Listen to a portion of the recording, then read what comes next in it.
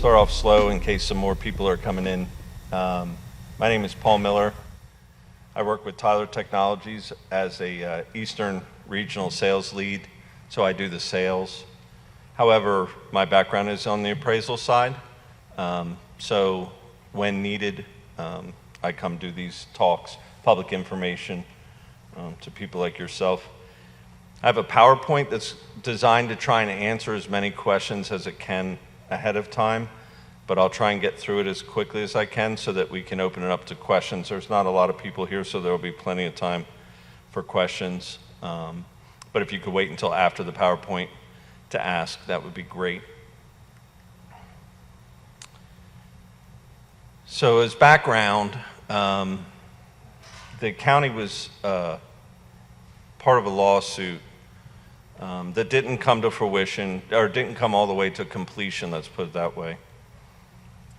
But that it was clear that a reassessment needed to be done, that it was going to be proven. I say this as background, but also throughout the Commonwealth, throughout Pennsylvania, that's almost all the work we do in Pennsylvania comes from lawsuits.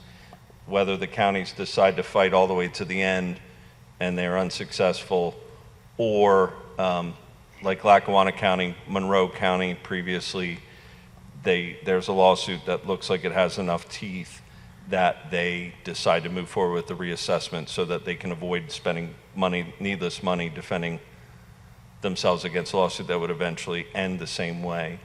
And the reason is it's a base year state. So in Pennsylvania, you do a reassessment and then you don't have to do another one until you decide to, or until there's a lawsuit. And most of the time it's a lawsuit.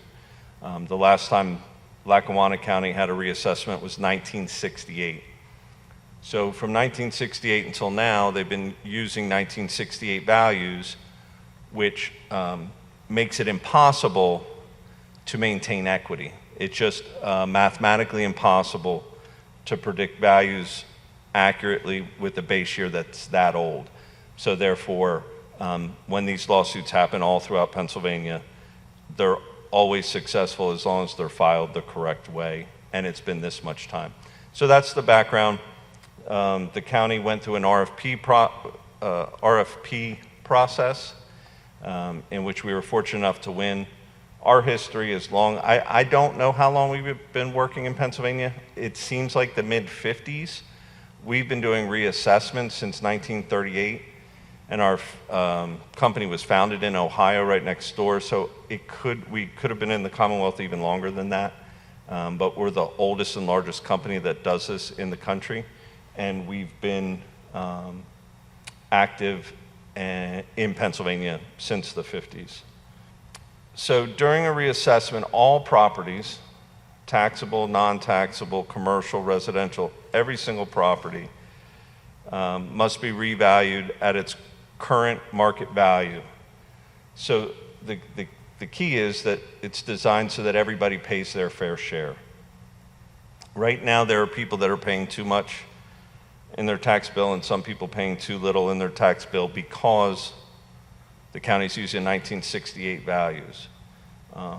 When we put out new values, they'll all be full market value, what we believe the house would sell for on a given day, and everybody in the county will be revalued at the same time using the same methodologies.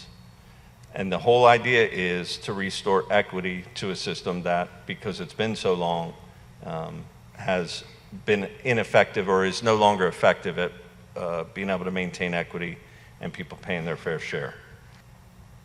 Some of the questions that people come up with for reassessment, especially when it's not been for so long, is the big one: will I pay more in taxes? Is the government going to do a money grab during this process? And what if I built something and didn't have a permit? Or is there going to be a discovery phase of this where they're going to find things that aren't currently being assessed? So I'll quickly try and answer those questions. The reassessment will mean some people are paying more in taxes.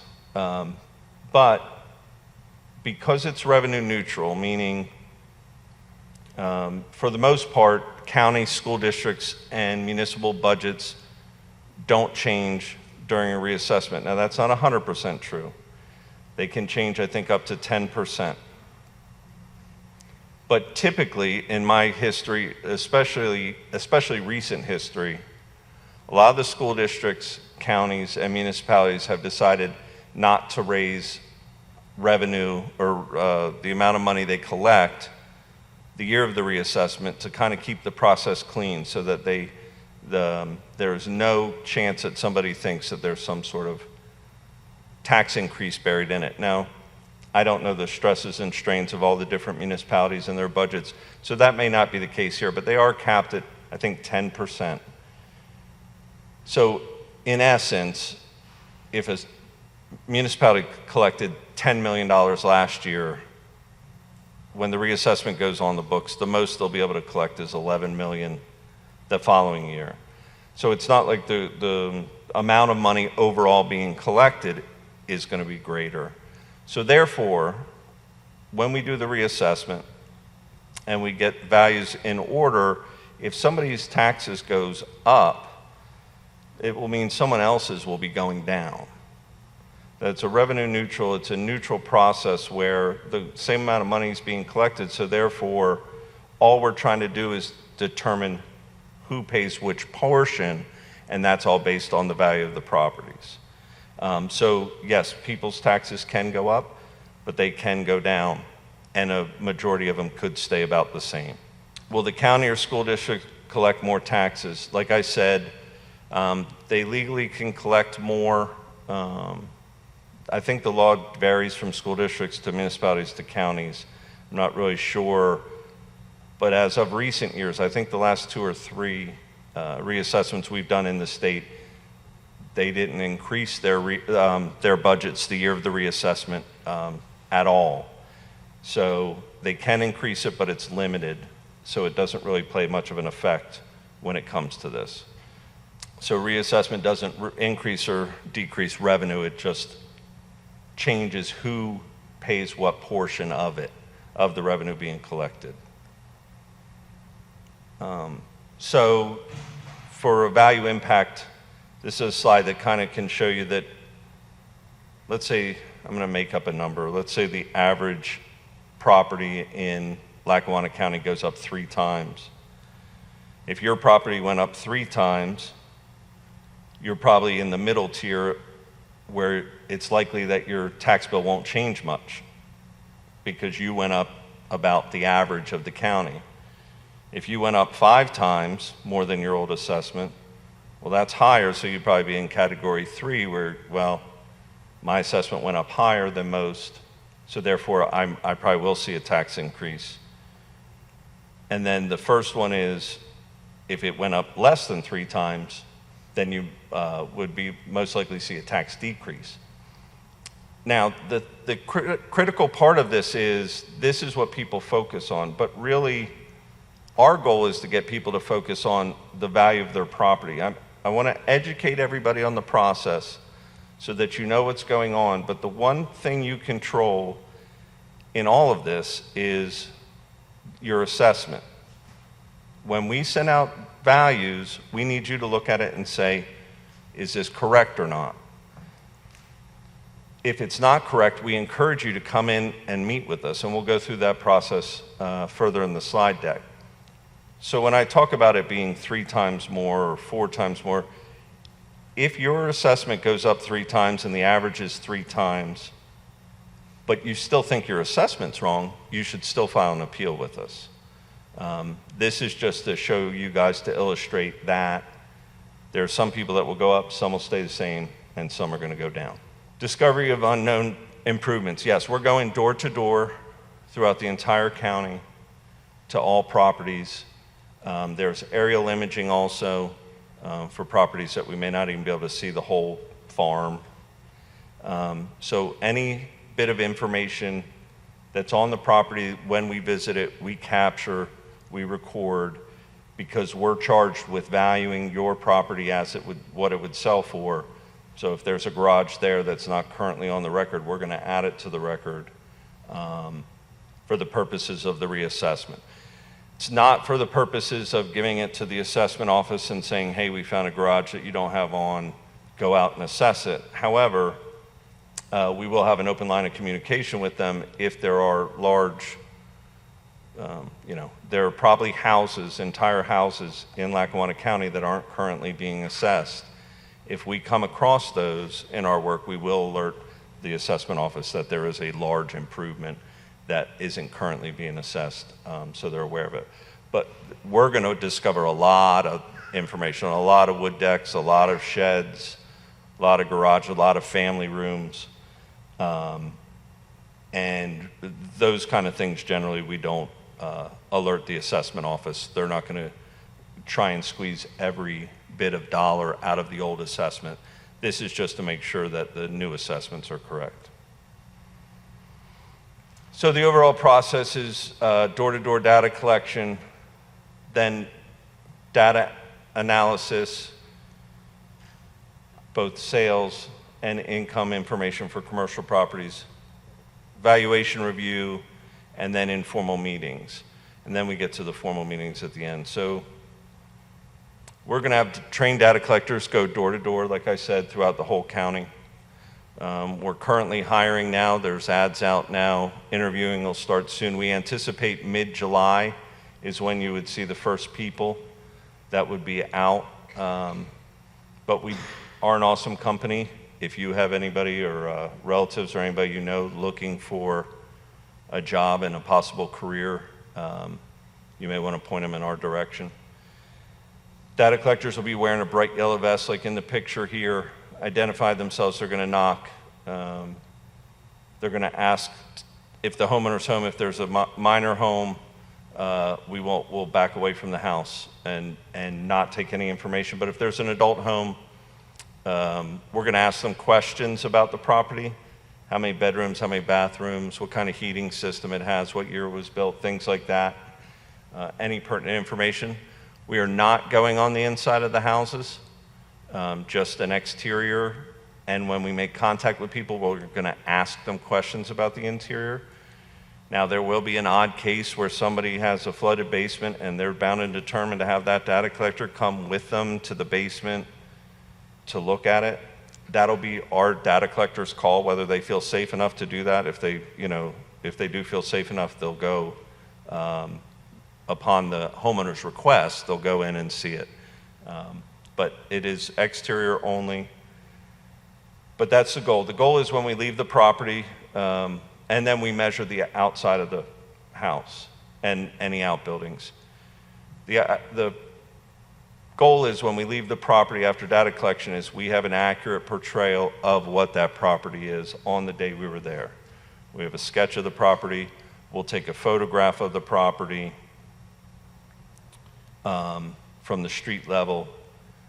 We will have the bedrooms, bathrooms to the best of our estimate. There's a lot of people that are not home.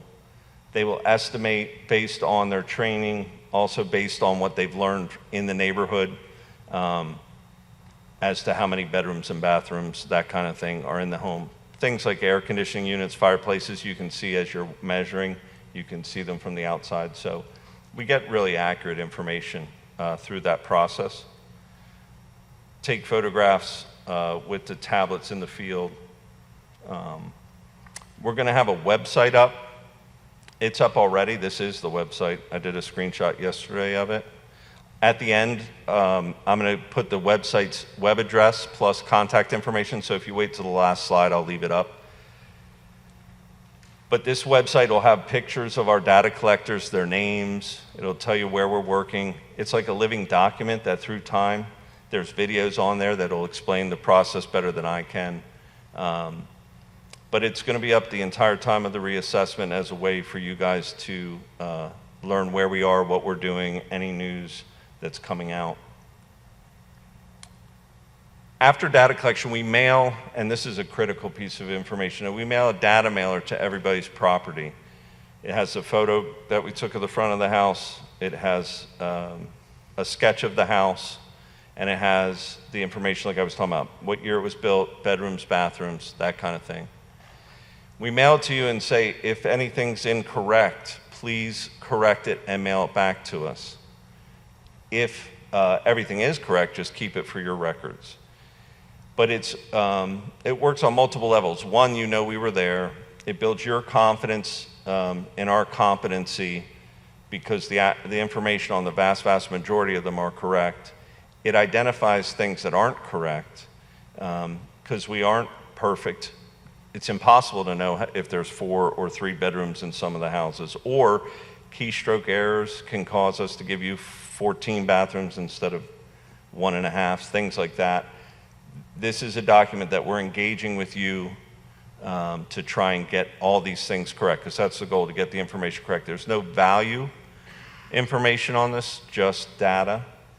And that's really the first time, other than knocking on your door and measuring, that you'll come in contact with us, is the data mailer.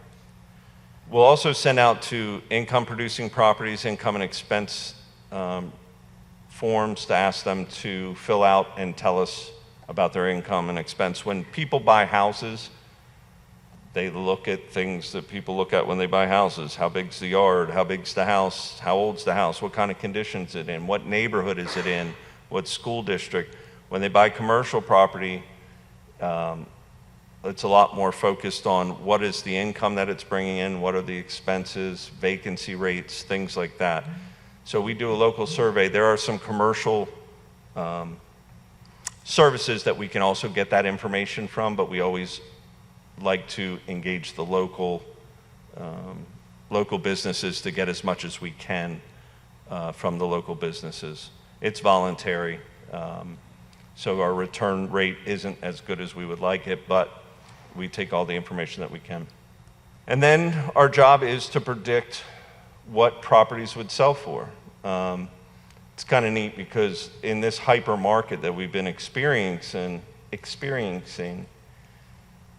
all of us have sat and said to a loved one, can you believe what they listed, the neighbor listed their house for? They're crazy.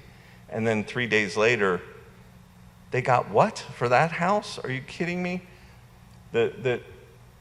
We don't always know what houses will sell for because humans are involved. And there's different market influences that get humans, supply and demand, to make decisions.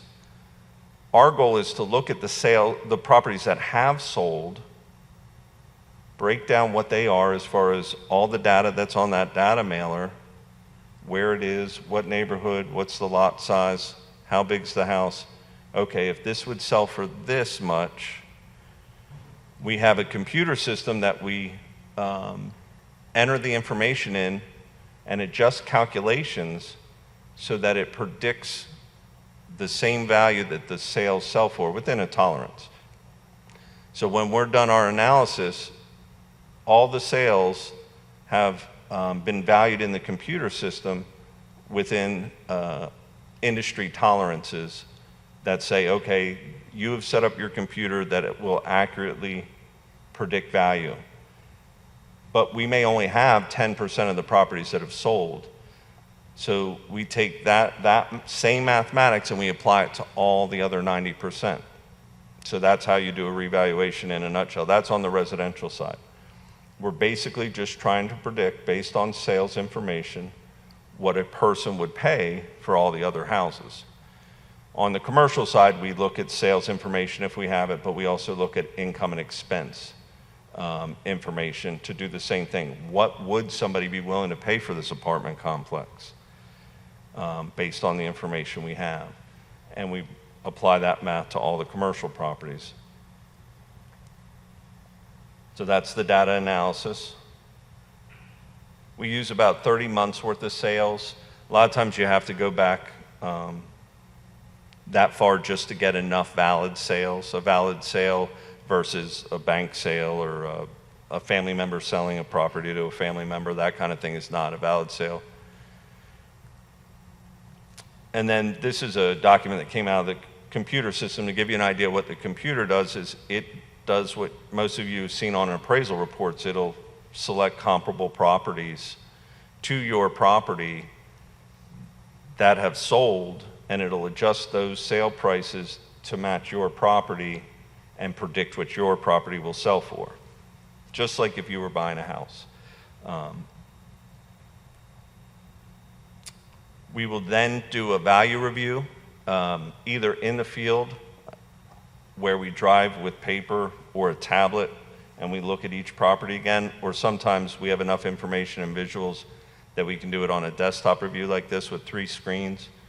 And you're basically setting eyes on houses. Again, it's a long project, so there are properties that we'll visit on day 1 that are the worst house in the neighborhood, and we'll collect it and say it's the worst house in the neighborhood. But then during value review 2 years from now, they will have flipped it and it will be one of the best houses. So it's another chance to take a look at the house closer to the end of the job, closer to the data value. And we're looking for any kind of anomalies, any kind of data errors that you haven't sent us with the data mailers, or anything out of line one to the other, and that's the value review. Then the notices come. They should come out, I would say, probably February, March of 2025. That'll be the first time you guys will see values, and it will be on your property. And you'll be highly educated about the process by now, and then you'll look at it and you'll say, could I sell my house for this? And if the answer is no, you call us. And you schedule a one-on-one meeting with one of our people to discuss your property and why you think it's not worth that. And what we do, we train our phone operators to take the information, schedule the appointment, but then to encourage you to bring in information that would help us understand what you're saying. Because if you're saying that it wouldn't sell for that, it just wouldn't, please get some sales information for properties like yours and bring it in to show us, because we have a lot of information that led us to this decision. Please help us understand what we're missing, bring in sales information, or, if you have a hole in your roof or a leaky basement, or, there's a landslide or some physical attribute that maybe we neglected to take traffic on your corner at 5 o'clock every day that we wouldn't even know about. Take pictures, bring them in, so that when you sit down with us, we can have a conversation as to why it is or is not worth that. This serves 2 purposes. One is it helps the taxpayer be more prepared when they show up to the meeting, but it also has a lot of taxpayers not show up to the meeting, because when they do the research, they find out, wow, the sales in my area are this. I didn't think my house was worth this, but I'm looking at sales and it is worth that. That's a good end to the story. And then the people that come in, they come and they sit one-on-one. We do not make decisions right there at the meeting. We just take in the information. We'll have a discussion. We'll show you the comps that we used. Here are the comps we used to value your property. Here's how we arrived at it. Full transparency. We want to get to a good answer. We don't get paid any more money for keeping you higher than you should be. We want you to be where you should be. So we take that information, we put it in parcel order, and then we'll have somebody review it later. And when I say parcel order, you may come in on a Wednesday and your next door neighbor may not come in until the following Thursday, and then the neighbor down the street may come in the next day. We want to make sure that if we are making a change on that street because of heavy traffic or something, we're doing it equitable among all of them. And we still have the ability at that point to make wholesale changes. So if there's a cul-de-sac of 12 houses and only 5 people come in, but they really point something out that we were not considering, we missed the boat and we should have adjusted the land value 5% on that cul-de-sac for some reason or another, we still have the ability to change all 12, even though only 5 people came in. And that's how you maintain equity through the project and through the process. So then you would sit one-on-one with, trade information with our person, then we would make decisions, and then we would be all wrapped up by June of 2025, and the county would mail out notices July 1st of 2025. That's the first statutory date. Then you have, I think, 45 days to file a formal appeal. So even if you came and saw us, and even if we reduced your assessment, it's a free process. I think it's free in Lackawanna County to go to the county tax board. You have the same right every year. So you can go file an appeal with the tax board. Or if you don't see us, but you still want to file a tax appeal with the county tax board, you can do that then. So during that process, there's still adjustments that will be made. Typically speaking, whatever number of people come see us, about half as many go to the tax board, and they make whatever decisions they make based on the information provided, and then everything gets wrapped up in October as far as hearings, and then the new tax roll is actually certified in November, mid-November. So one of the biggest questions people will have is, what will the new tax rate be? What will my new taxes be? There's no way to calculate that until all the assessments are certified, which isn't until November of 2025. And it's a big challenge. Right now, it's not a big deal because it's so far out, but as we get closer to the end of the project, these rooms will fill up and people will want to know that answer. And it's a challenging one because we would love to tell you exactly what the tax rate will be so you can figure out your taxes. But you can't do it because if there's one big resort or one big Walmart that wins an appeal, it can change that tax rate, and until the roll's certified, you really can't do it. So sometime in December probably is when the tax rates will be struck, and January 26th will be the first time you'll pay any taxes on the new assessments. So that's my whole spiel except for questions.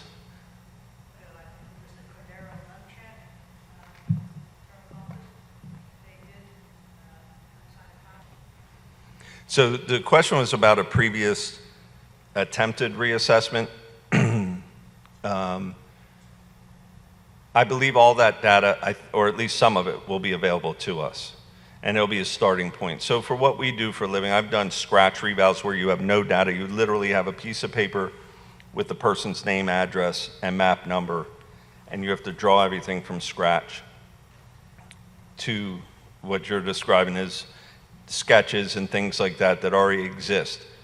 There's going to be a lot of errors in it, but it's still quicker and easier to collect and correct something than to start from scratch. So we will do that. And we're also scanning old cards. So we'll have an image of the old card at some point also available to us. But that money will help us. The money spent back then will help us do our job faster, and our bid price was able to be a little lower because we weren't starting from scratch, if that answers your question. Well, we have to have some questions. I wore a suit jacket and a clean shirt. There. I have a question. How much do outside factors impact the value? So I'm thinking neighborhood, school district, area of the municipality you live in. Is it more kind of like what your home is worth? Like how much does where you live and the conditions in the municipality you live impact that? Yeah. So first question, can you guys hear her, or do you want me to restate her question? Oh, okay, I'll restate it. The question was, how much do outside factors like your neighborhood, your school district play versus the physical house itself? What determines the value?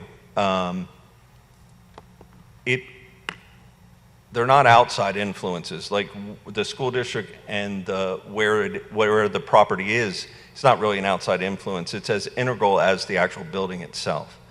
So every single part of what you described is taken into consideration when somebody's going to buy a house. So they may be looking at a 2,000 square foot ranch house here and the same exact one over here, and they say, well, this one has a bigger lot, so I'm going to go there, but this one's in a better school district, so I'm going to go there. Those are decisions that buyers make all the time. So when we analyze sales, we don't always know how much each little thing, what went into the decision, but we just know this neighborhood's more valuable than that neighborhood. We can see that. So we place more value on this neighborhood's land value. a lot of it is land value. When you think about location, the structure itself isn't as affected, but yeah, the age of the property, the condition of the property, all of it comes into play, but the old adage, location, location, location, is still king when it comes to what people consider. But we really are trying to replicate everything you would consider when you went to buy a house. Sometimes the structure itself is a big, big deal, but sometimes it's not a big deal. The yard is a bigger deal, or the school district's a bigger deal. Just a follow-up question. So with the housing market the way it is right now, will that, you know, and if that could change going into the future, when you kind of come back and go through all the properties, could that change the values you maybe gave the properties this summer versus, you know, 2025? Yeah, so the market is always going to change. It's either going to be going up or going down in very short periods of stagnation oftentimes. So we do analyze the sales through time and put time adjustments. So if it is going up, we take an older sale and we'll ratchet it up. If it starts going down, we'll start ratcheting them down and put time adjustments on them. But we put a value on any appraisal, and that includes mass appraisal like ours, has to have a specific data value, which I believe will be probably like July 1st or September 1st of 2024. So every property will be valued, and that's not set in stone, I'm not really sure yet. But every property that we value will be as of that date. It'll be like, that's the date that we appraised it. So whatever the market conditions are that day. Now, if after that day, 2024, you know, we take a year to do review and then we have informals and now all of a sudden the market's gone up, and I'm going to use numbers. You have a $100,000 house, that's the assessment. We did a great job. You, the homeowner, agree. It's great. But then by the time the whole process is done, the house is worth $110,000. Well, we don't need to go back and fix it because everybody went up or down, in this case went up 10%, and nobody's upset about it. What throws people off is when it goes down and it's only worth 90 when it comes to. But let's say that $100,000 house has a tax bill of $1,200. Well, if it goes up to 110, it's still going to have a tax bill of $1,200. And if the market dropped before we're done and it goes down to 90, it's still going to have a $1,200 tax bill. So the equity that we're going to create is going to still be there even as the market goes up and down. The only challenges that happen, we're doing Wayne County right now, and is it Lake Wallenpaupack? I sound dumb now. But they have a big lakefront there that they're concerned about those specific properties going down quicker than everything else. You know, if there is a certain neighborhood or a certain type of home that would go up or down faster than the rest. That isn't my experience. I've been doing it over 25 years. It's not my experience that that's something that we have to contend with in the short term. But yeah, hopefully that answered your question. Thank you.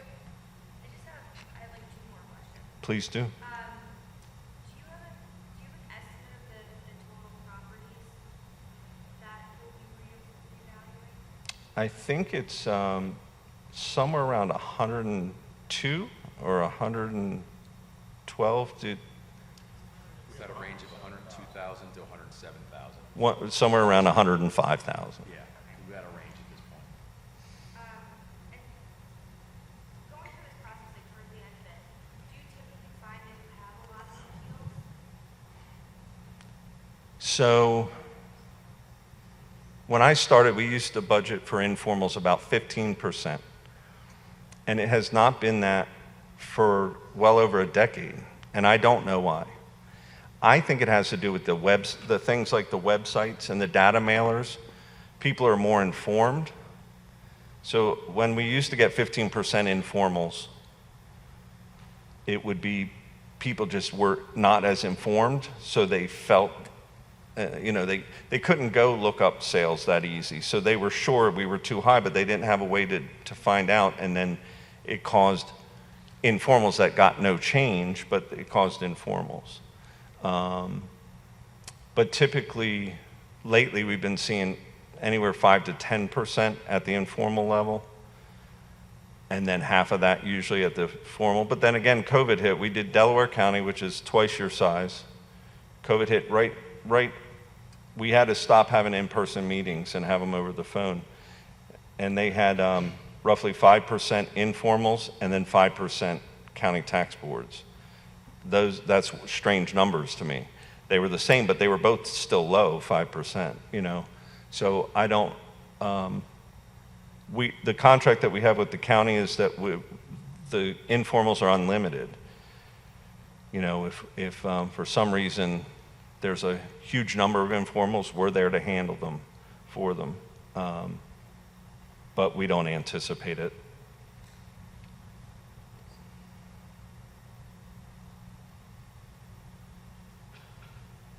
Yes, sir? I have a son that has 6 duplex apartment houses. And I wanted to come here, he couldn't be here today, and I wanted to come just to try to get some kind of a gauge that I know for a fact some of his rental properties, the tax structure on them is low. We're in the Mid-Valley area. And what I wanted to know is if these properties are going to be reassessed, and which I know are going to go up, the values are going to go up on the properties, how do you try to judge how much they're going to go up in the next, when they do come out with the tax bill for 2026, so you can adjust your rents over the next 3 or 4 years to compensate for the raise in the real estate tax when you get that bill in 2026? So what he's asking is, he'd like to be able to know how to predict what kind of impact this will have on a tax bill, specifically apartment complexes, so that he can make financial decisions between now and 2026 to be able to manage that process.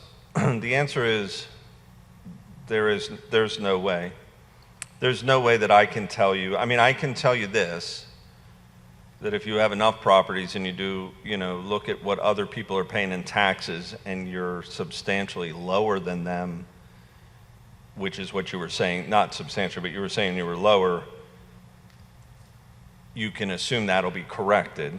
And if you think you're $5,000 a year lower than you should be, then you can guess, but it's all just guesswork. It really is. There's no way to know.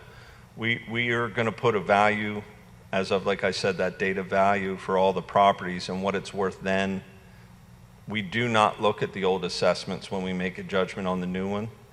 We just value the new one. Now, at the end of the job, we'll do analysis for the county to tell them what kind of impacts are going to be, we anticipate happening, but I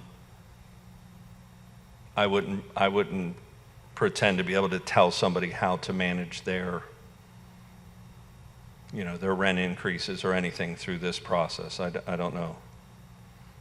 Yes, sir. But in that case, you're still going to know the valuations by February of the year before it takes effect. Correct. You're going to have 8 or 10 months to plan that, whatever that rent is, because you're going to have a sense of the valuation, right?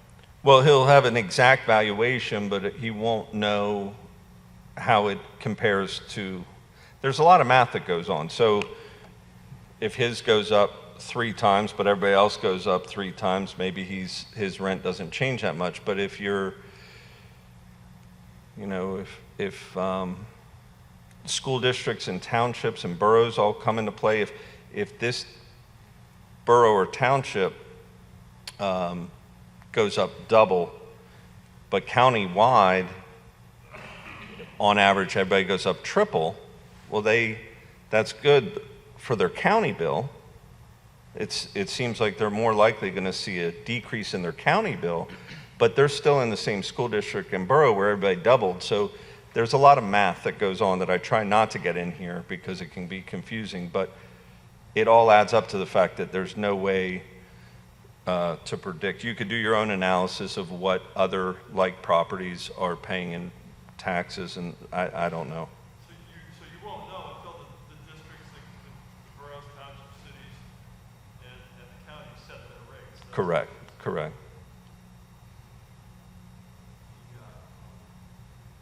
Back to these duplexes. If you could speak up just a little, I can. Okay, back to the duplexes, okay, when I look at what he's paying in taxes now, if you would try to take an educated guess, if I would try to take an educated guess, to look at different properties that are what they're selling for and what they're paying in taxes, you can't even look at other people's tax bills because they're all Right. any duplex that was built in the 30s, the 40s, the 50s, they're all in that $1,000 to $1,500 tax bracket, that they're paying taxes. And so to try to gauge, like I would like to say, well, geez, let me look at these 5 properties here, but you can't even do it that way. I agree. That's why I was saying to you, I don't believe there's a way that I could advise you to be able to figure that out.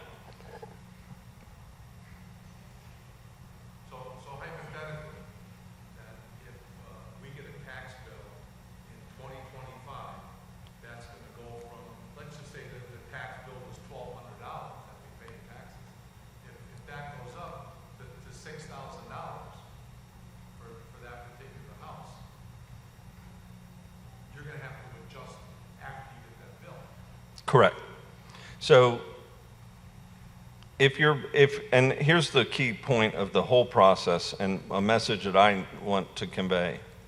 If your tax bill is $1,200, you get your new assessment, you go through the process, whether you have an informal, a formal, or you're okay with the value to begin with. The idea is by the end of it, the process, you have an accurate assessment. This is what your property is worth. And your tax bill goes from $1,200 to $6,000. That indicates that you were previously underassessed. And not only does it mean that you were previously underassessed, it means somebody else was paying that $3,800. Somebody in this room may be paying that $3,800. So the process is only set up to make that adjustment to make sure everybody's paying their fair share. When it comes to these challenges that you're describing, they're real life challenges, but I can't do anything about it. I can't help you plan for it. All I can do is educate and try and eliminate fear, because there's a lot of fear surrounding the unknown. Everybody's convinced their tax bill's going from $1,200 to $6,000, and I just know that's not accurate. So it's trying to get the word out and describe the process and describe how things are so that people understand what's coming, and that the odds are that the vast majority of people, or most of the people, will either have very little change, a decrease, and then there will be some that go up. That's how it typically works out. But there's no way for me to help you. I wish I could. I mean, I don't want to, there's no way mathematically for me to tell you. Are there any other questions? There's got to be more than one. All right. Well, thank you all for coming. We're going to have more of these. Again, the website, I think the PowerPoint will probably be up there at some point. There'll be recordings up there, maybe even of this meeting. So, thank you.